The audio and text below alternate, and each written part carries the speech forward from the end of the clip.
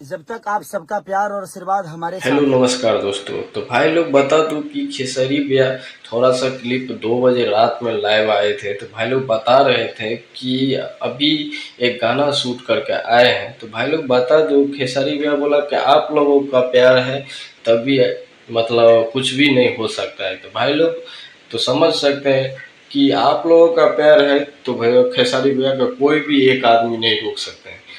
क्योंकि समझ लो कि ये भी बात है कि खेसारी भैया को कोई भी नहीं रोक सकता और किसी का ताकत एक का नहीं है कि खेसारी भैया का रोक लेंगे। तो भाई लोग बता दूं कि ऐसे ही खेसारी भैया का ढेर सारा प्यार दीजिए और बहुत जल्दी ये मामला सॉर्ट आउट हो जाएगा।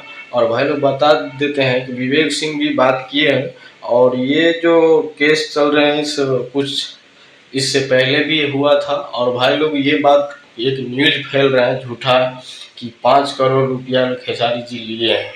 तो भाई लोग खेसारी जी लिए नहीं है 5 करोड़ रुपया, उनका ग्लोबल म्यूजिक वाले ने बोले हैं। तो भाई लोग खेसारी भैया का कहना ये है कि अपन को छोटा मोटा नौकर बन के नहीं एकदम कर सेठ बन के रहने का।